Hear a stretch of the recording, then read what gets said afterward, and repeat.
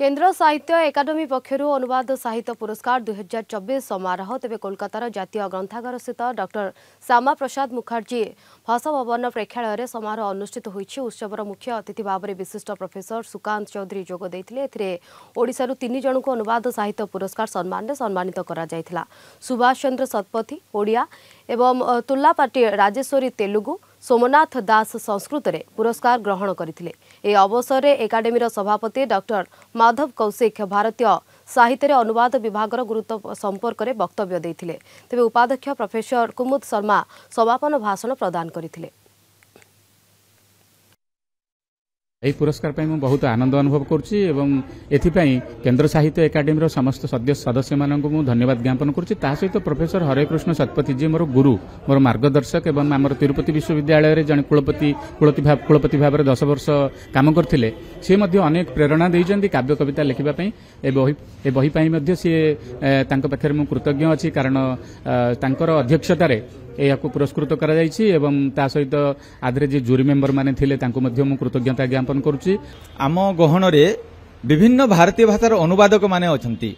प्रकृत रे भारतीय भाषार एक ग्रंथागार होछि अनुवाद साहित्य, कहीं यारी माध्यम रे गोटे भाषारू अन्य भाषा को साहित्य रूपांतरित हो पारुची। अनुवाद के लिए पुरस्कृत हुए थे कल रचनाकार।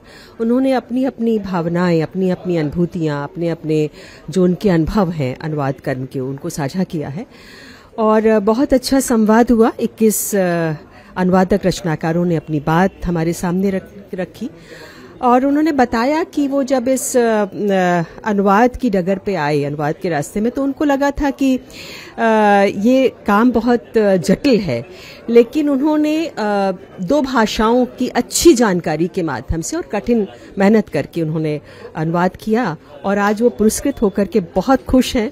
भाषा केतेबेले हेले भी सांस्कृतिक प्रतिकूलता सृष्टि करे नहीं एवं भाषा माध्यम रे संस्कृति पुनर्जागरित हुए, पुनर्बार नुआ भावे निजको प्रतिष्ठा करे। अंततः यही कथा यही मीटिंग रु जनागला। युचेटू जो ग्रैंडफादर जो दादी बुढ़ा ये दीटा परजा कंधो ये दीटा लैंग्वेजेस रो जो ना देइछंती गोपीनाथ महंती। ये नॉवेल को मु अनुवाद तेलुगु रे करथिली।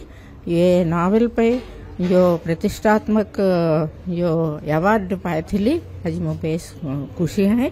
स्वरचित कवितार सेटा पोस्टपोन हो गला, एठी आसला पर जानली। तो वर्तमान जो आसीथिली एई मंच को सुनिबा लगी अनुदित एवं अनुवाद करिथिया व्यक्ति ए समस्त को सुनिबार गोटे महार्घ अवसर साहित्य एकाडेमी आनीदेले।